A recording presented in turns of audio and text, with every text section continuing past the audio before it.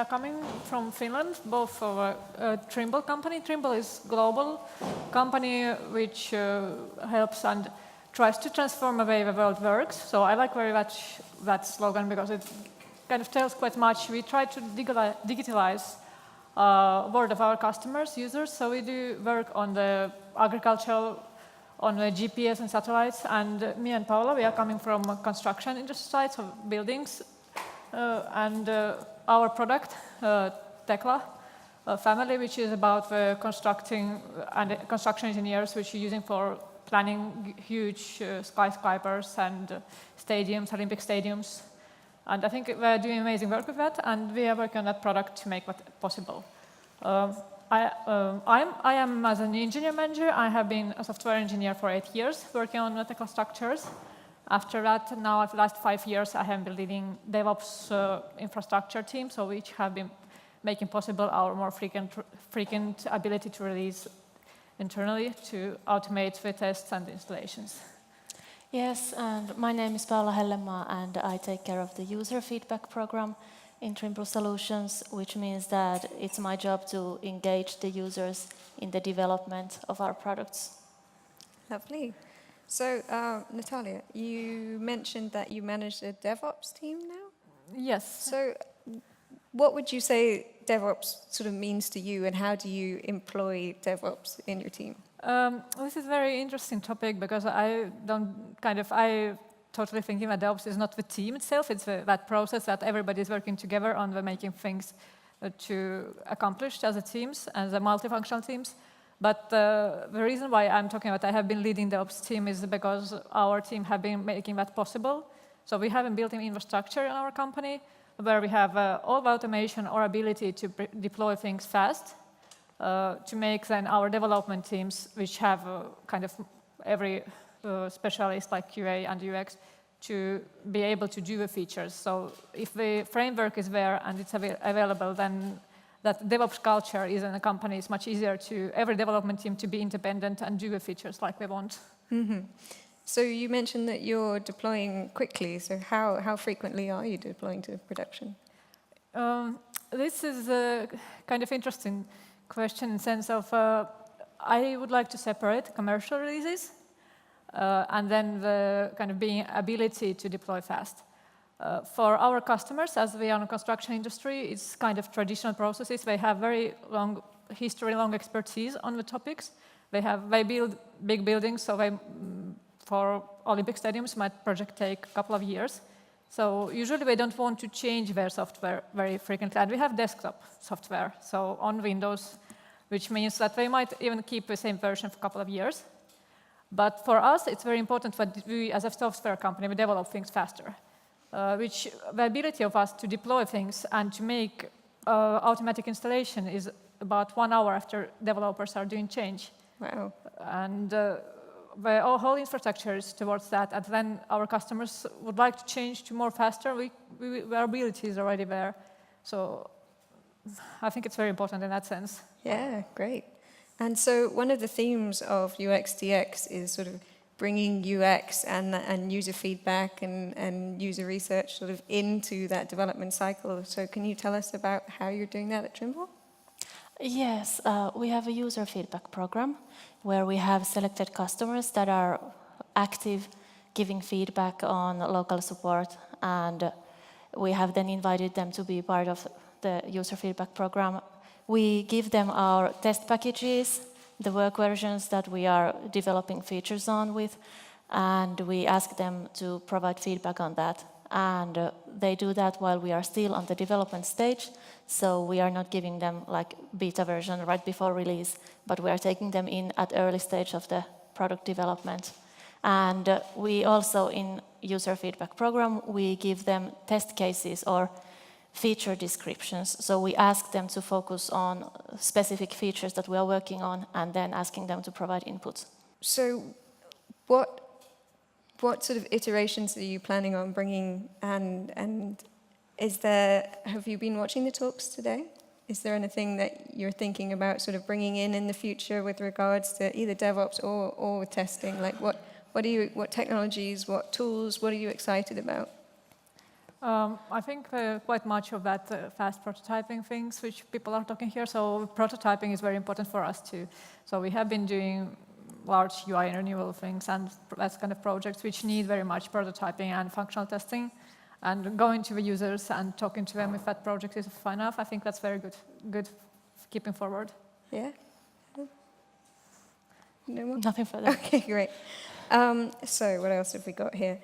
So how are you tracking your cycle time sort of from idea to production, and what are your sort of goals for cycle times? So it's important for us when some users, which customers or maybe users who knows about what they need next, to track the cycle time. So because we need, for the very maintenance releases, we are able to deliver things in 2 weeks. So even I said that earlier, but we have at 2 years, 2 big maintenance releases, we do have also kind of very fast way of releasing things if there is need for that for users. And keeping that fast is very important, which kind of helps with that automated system there on behind.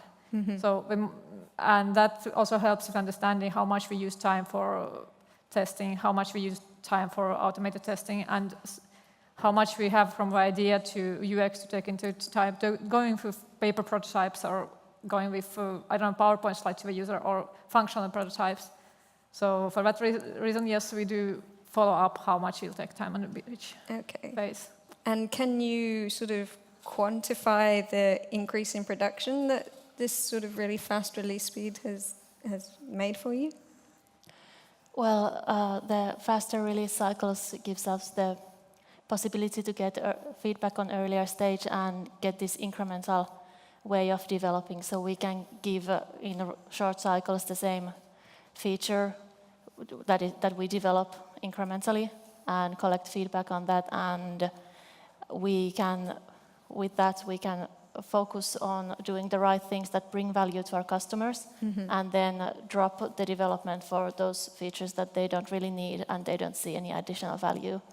Great. And are you doing any sort of real-time monitoring on key KPIs or anything like that? For us, yes, it's important to, for example, look after performance, because we have a quite long history of our software, so it's over 20 years old development there, so, and it's quite complex software, so when we do new features, we need to be sure that we don't make it slower or inefficient. Yeah. So all the time we're following that up. And of course, also we do follow our kind of what users' workflows automatically with their permission. We follow up what kind of things they're doing, and based on that, work on topic. Yeah, we have automatic user feedback collection.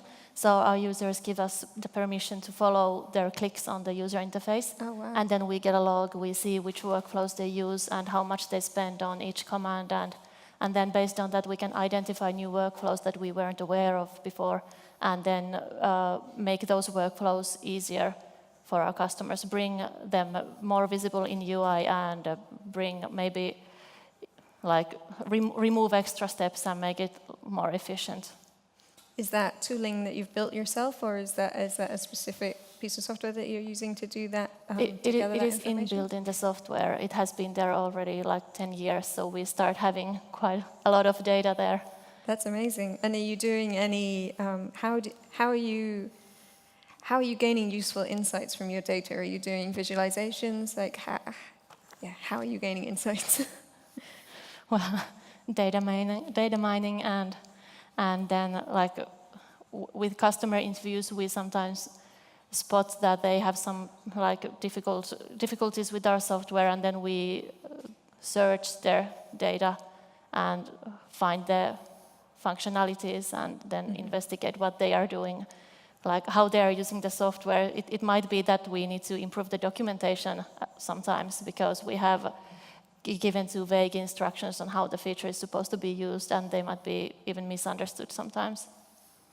Do you have, well, first of all, do you also do sort of in-person testing where you'll watch the user physically as well as the click tracking? Yeah, on customer visits and user days where we have users present, then we do that kind of testing. We give them the features that we are developing and ask them to play around with it and monitor how they are trying to use it and make notes on that. Okay, and are there any like super surprising insights that you've had from any of the data that you've collected? Well, we have found these workflows that we weren't aware of based on the automatic user feedback data that we collect. And after finding those, we have been really surprised how common they are. And we never thought that anyone would use the software that way. And we never would have found that with customer interviews or paper prototyping. So it's only in the real production use where we can get this kind of information. It's definitely something that I've noticed, like you build something and you will always find a user who uses it in a way that you never imagined possible. So we've got maybe 10 minutes left, so why don't we open up questions to the floor? Have we got any audience members who have questions? Yeah. Hi, how's it going? My question is around, so you're defining your KPIs. How do you tie them to your teams or departmental OKRs, and what's the relationship between them? For us, I think we kind of collect, for example, on the test coverage. I kind of talk about the DevOps part maybe. So we have quite heavy checks. How much every day we do check what's test coverage at that moment. So we at the moment we try to reach 80% test coverage, unit test, or automation test coverage on our code. So we follow up that, and then if that's not happening, we do get the kind of Jira tickets. We do feedback for developers that they need to reach that. Nowadays, I don't see that anymore. Even kind of very heavy follow-up isn't needed anymore because people are kind of thinking that this is important to have a unit testing there or test automation there. Same with all kind of code reviews and all these processes and performance. Because of follow-up, it has changed the culture in a sense that people try to achieve that already during. So you never tie them with product-based KPIs or key results? They're specifically for the engineers? I'm not best probably answer to that question because I'm not aware on that side. Hello. My question is about, you said that you have software that can sometimes be like 3 years old, or that you have versions that companies can be using for a long time. How do you track the KPIs for those versions when potentially you could have solved their problem today, but they're still using an older version? Well, we do follow the incoming support cases, and on that we are tracking the version from which the support is coming from. So we can also see if one of the older versions has deteriorated with a service pack or another maintenance release, and then we can categorize the support cases so we can see if there is an increase in a specific topic. Follow-up, and would you ever, so let's say, I'm trying to think of an example, but let's say you have an older version, would you ever do a smaller fix for that kind of 3-year-old version that might fix their very small problem instead of forcing them to upgrade to something that might not be compatible with their use case? I will answer that. So we have 2 years maintenance period.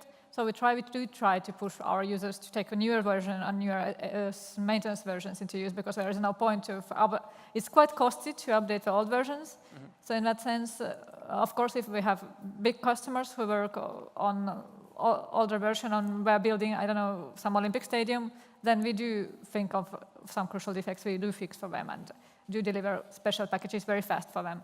But yeah, we do kind of try to get our users to use the newest version because they are missing great features which we have been developing for their use.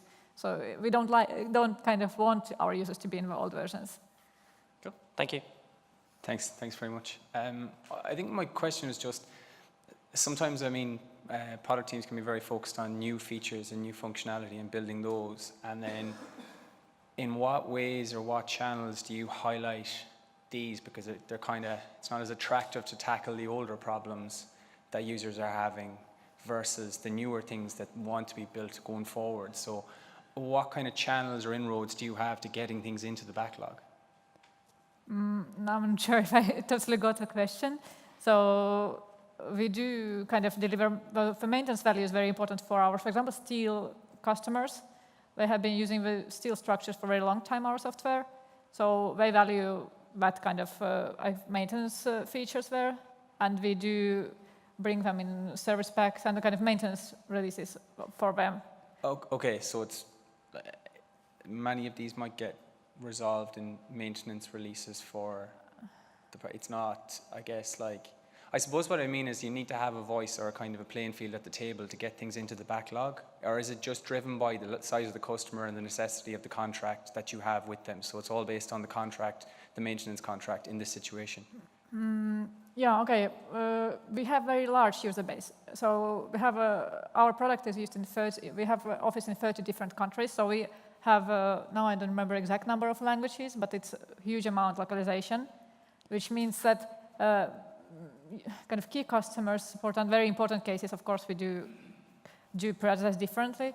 It's important for us to keep good connections, but then thinking about what's the large user base, and we have people going to users, and so to find the which is the most important, that's quite difficult in a sense, in that large user base. And for US market, because legislation might be completely different when we go to Japan market, and the construction industry is very heavily on legislation. So that there is challenges to prioritizing these kind of things. Okay, thanks. Could either of you or both of you give me the thing that you would really like the audience to take away from UXDX? Like, what do you think is the most important thing from each of your jobs? For me, I see that the kind of multifunctional teams of things that people work together closely, that we don't have this kind of, I liked very much the beginning picture about the boundaries, which we try to kind of keep in, kind of crush and have at one team working on the topic where with expertise are kind of fulfilling together. And some developers and user experience people and product owners who have all the knowledge in one team. So I would like to see that happen more and more in industry. Great. Yeah, well, for me, it's easy. I think user is like the reason why we exist. So we need to remember the user in all phases of the product development, from planning to development, and then also in deployment phase. Nice. Thank you so much. And everybody give a round of applause to Natalia and to Paula. Thank you so much for coming in.